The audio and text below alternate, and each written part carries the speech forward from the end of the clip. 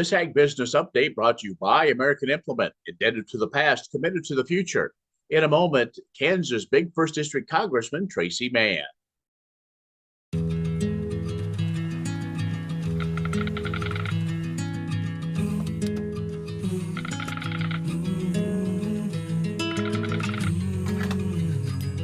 The cost of everything has gone up dramatically over the last 75 years. With one exception: keeping electricity affordable. Wheatland Electric, delivering energy for life, your Touchstone Energy Cooperative. When you've had a best friend for over 50 years, you develop a trust. And the Scott Co-op has been a trusted rural friend since 1957. A co-op keeps money in the area, doing business for and with their members. And that helps keep their hometown thriving with keeping money in the community. Scott Co-op is not just an elevator. It's the rural way of doing business. So, when you see an elevator, remember your friends at Scott Co-op.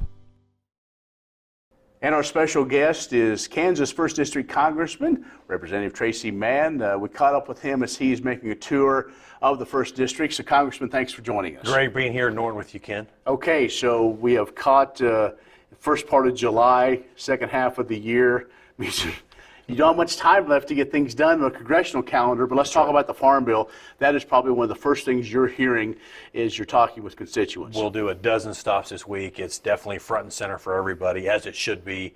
Current Farm Bill expires September 30th. I've been very frustrated with this process, Ken. I'm on the House Ag Committee. It's taken a long time. The House did pass a really good, there's no perfect bill, but a really good version out of the House about a month ago. We now need the Senate to act and for those to come together and get this thing done. Well, there's been a lot of discussion about what is in, what isn't, what could stay. Looks like, yet again, there's a lot of things that are good for Kansas farmers. That's exactly right. Biggest thing, this is a fiscally conservative farm bill that puts taxpayer dollars, being a good steward of taxpayer dollars, but also make sure we have good return on investment for our taxpayer dollars. Spending money on things like crop insurance, things like expanding MAP, Market Access Program, and FMD, for market development, to make sure that we're expanding trade and spending money on ag research. These are very high return on investments. We included that in the bill, and I'm really excited about it. What are the prospects? I mean, it came out of the House Ag Committee, which you're a member of, yep. But then that's one of many steps. Yeah, this is a multi-round battle, if you will. We're doing everything we possibly can. The election is going to impact this farm bill. Politics is political. So whatever happens in the election or people perceive will happen will impact folks' motivation to get something done. I'm optimistic there'll be a window to get this thing to the floor of the House and pass that out of the floor of the House for the next few weeks, but we will see as schedules come together. But do you think, because we're going to run on to the end of September pretty quick, think there may be another 60, 90-day extension to maybe do the final version in the... I think there's a good chance of that. It expires September 30th. Mm-hmm. Remember last year, September 30th came and went, and then December 31st approached, and then it was extended. Programs like crop insurance, the vast majority of the safety net that's in place really doesn't change until January 1. So we have quite a few weeks here. Reference prices is one that I know farmers are wanting. If there's a possibility they can make some adjustments because they haven't been done for a long time. And need to be done. And you look at where input costs are, Ken, you know this firsthand, where input costs are, where reference prices are, it doesn't really reflect the market today or producers' profitability.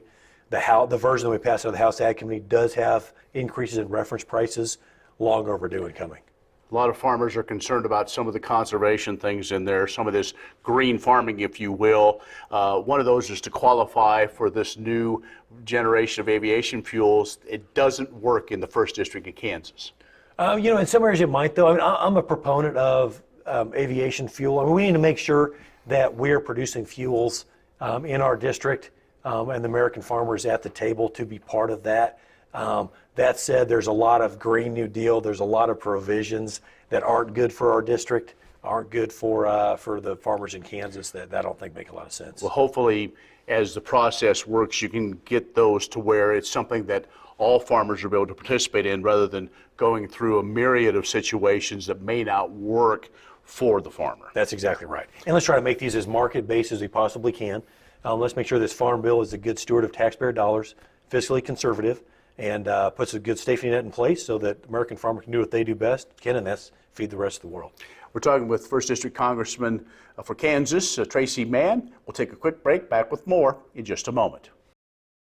Wolfter Construction and Irrigation has been around a long time, and a lot of folks have trusted them to design, build, and service all sizes of commercial and on-farm storage for grain and equipment. Wolfter is also known for their outstanding irrigation division, where they stock a complete selection of nozzles, regulators, drops, gear drives, electrical, and structure components. Looking for an electric motor? Wolfter has a large selection in single and 3-phase. Next time, reach out to the pros who have decades of experience at taking care of business the right way. Wolfter Construction and Irrigation.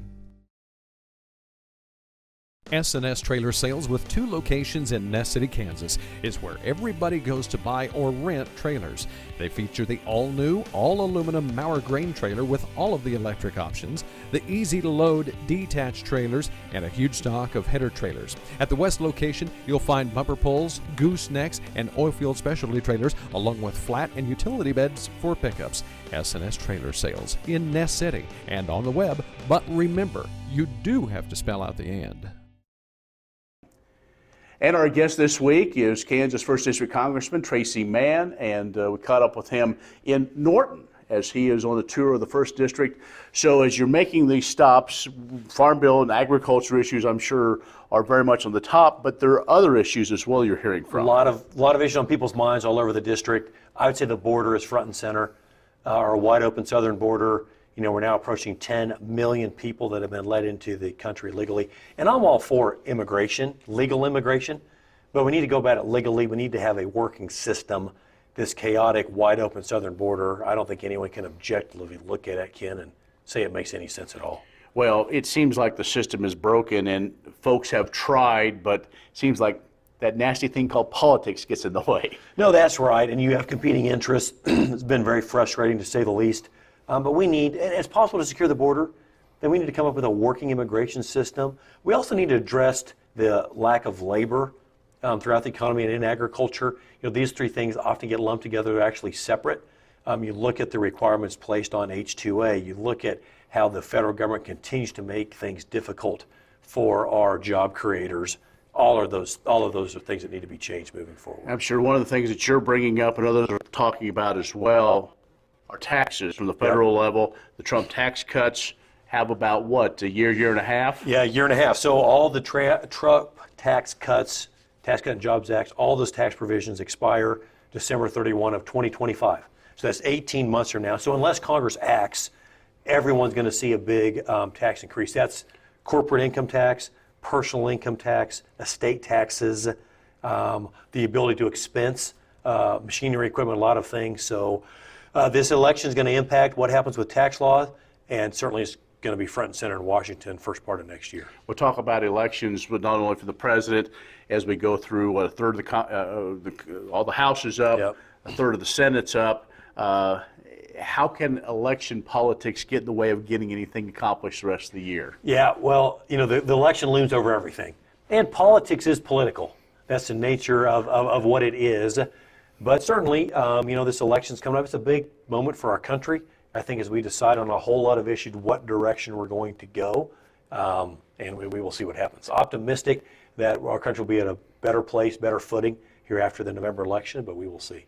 Well, and that's going to be the big thing is folks need to participate. There's a lot of chatter out there. People they need not be frustrated. They need to participate. I don't want to take your words from you, but I think that's exactly right. This system is, we live in a democracy, and we all get to vote, which is an amazing thing. We cannot take that for granted.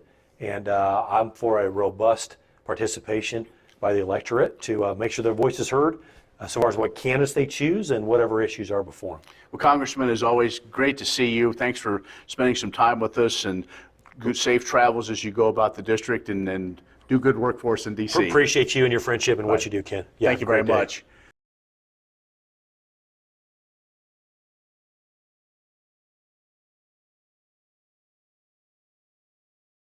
Would you like to see something done about high gas prices and low unemployment? Western Place Energy in Campus, Kansas is doing something about it. They're a proud part of Growth Energy, America's ethanol supporters, and they employ 38 people and will be adding more following the expansion.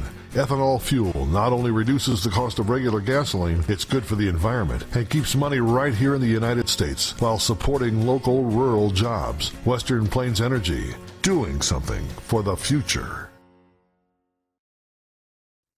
KBUF Radio has agriculture information for you weekdays beginning at 6 with Agriculture Today. 7 to 11 is the KBUF Morning Show, including at 9, Ag on America. We have interviews with newsmakers, talk weather, we talk markets, we talk other things that help you make good decisions on the farm and ranch. Follow along on our social media channels and listen to any Western Kansas broadcast station online, westernkansasnews.com. I'm Ken Rahjes. Thanks for watching.